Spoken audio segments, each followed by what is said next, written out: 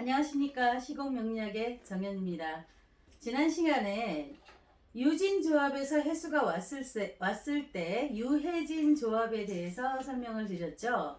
유해진 조합 또한 진토 속에 을목이 생기가 상하면서 이뤄지는 다치는 거나 장애거나 불임이거나 이런 거가 발생할 수 있습니다. 그러니까 생기가 상하게 되면 무조건 어떤 생명에 영향이 있다. 그것이 다치든지 죽든지 또 뭐 정신적으로 이렇게 정신분열로 온다든지, 을목은 어떤 혈액의 안에 있는 신경과도 같은 것이기 때문에 그 점을 좀 폭넓게 상기하시면 될 것 같고요. 오늘은 두 번째 조합으로서 묘술 조합에서 사화가 꼈을 때 묘사술 조합에 대해서 설명 한번 해보겠습니다.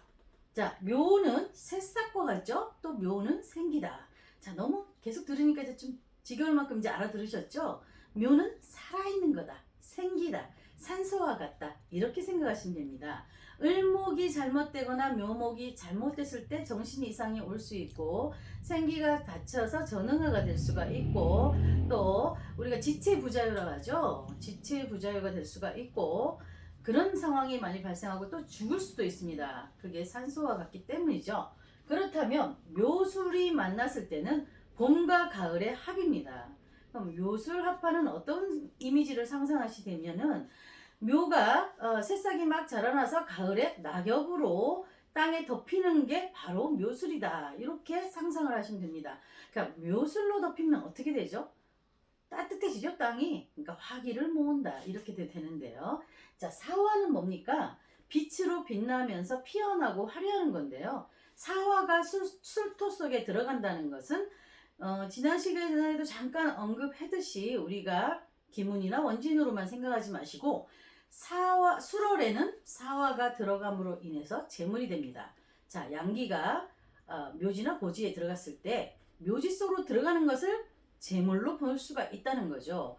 그래서 인사신해가 그 생기가 생이 드러나면서 그것이 폭발하는 과정으로서 갑자기 진술충리의 고지나 묘지로 들어갔을 때는 어둠이나 빛이 다 사라진다고 보시는데요. 사화는 빛이 활짝 빛나는 거고, 묘사술은 꽃이 확 피어났다가 그것이 술로 들어가면서 갑자기 죽음의 세계로 갑니다. 그래서 수레천문 얘기하는 거죠. 수레천문은 뭐냐?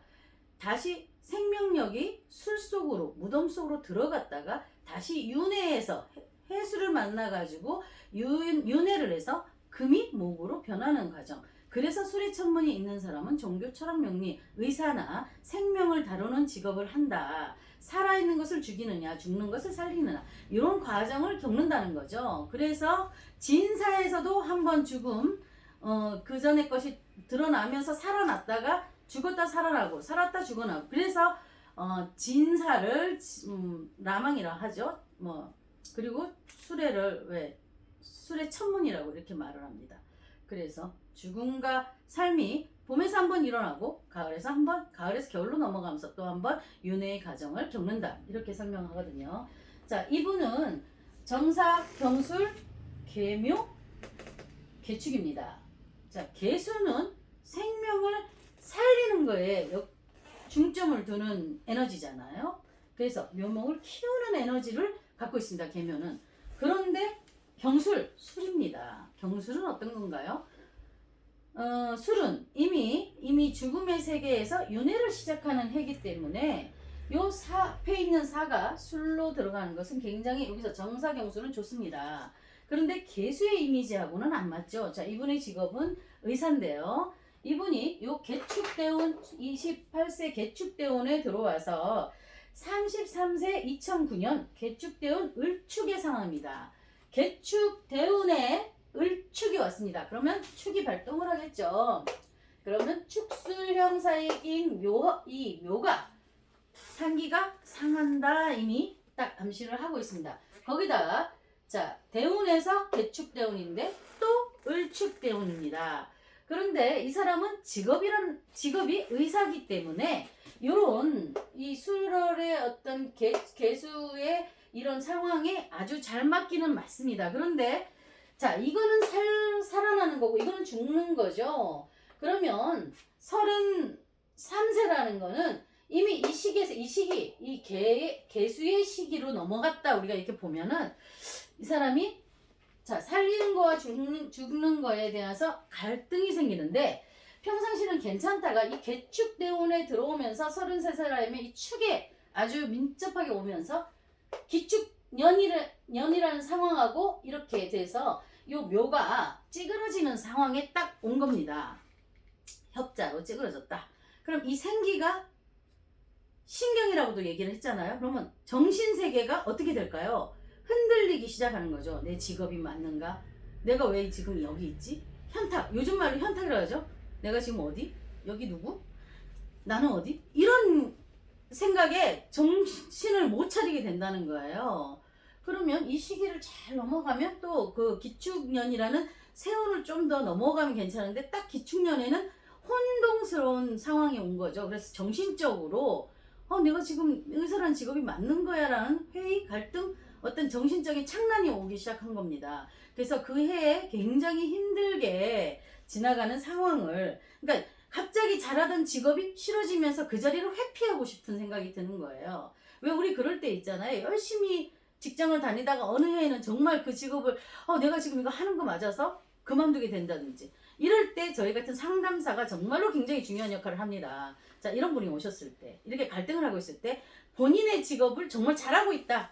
어떤 면에서 굉장히 잘하고 있는데 올해 이런 시기가 왔는데 잠깐 흔들리는 거다라고 잘 코치를 해주시면, 그러니까 카운셀링을 해주시면 이런 분들이 조금 더 편안하게 뭔가를 이해해야 되고 공부하는 시기로 뭔가 좀 바꾸겠죠. 그러면 잠깐 쉰다든지 직장을 그런 식 휴가를 좀 낸다든지 해서 어떤 좀 이런 종교책을 읽는다든지 사주 명리의 공부를 조금 해본다든지 이런 식으로 또 개운법으로 넘어갈 수 있다는 겁니다. 그래서 이분이 기축년이 오면서 굉장히 기축년은 또 이 사람한테는 직업적인 어떤 방황에 편간 칠살운이잖아요. 그러면 당연히 직업적으로 스트레스를 받으면서 직업을 바꾸고 싶은 욕망에 사로잡히게 된다는 겁니다. 거기다가 가뜩이나 한 가지만 그런데 또 여러 가지, 한 가지, 세운의 두 가지, 축술형 다 하고 있기 때문에 더 문제가 발생했다는 거죠. 그래서 참고를 하시는데 우리가 생기가 어떻게 되느냐에 따라서 굉장히 중요한 문제가 생기는데 특히 묘사술, 묘유술 이런 게 겹칠 때에는 분명하게 생기가 죽는다라고 감지를 하시면 될 것 같습니다. 그래서 정신적으로 이렇게 방황을 하고 잠깐의 기간에 1년이나 6개월 정도 방황하는 거는 조금 잡을 수가 있는데 이럴 때 어떤 도움이 필요한 분들한테 도움을 주시면 굉장히 사주하는 분들로서 보람을 느낄 수 있다고 생각합니다. 예, 오늘은 여기까지 하겠습니다. 감사합니다.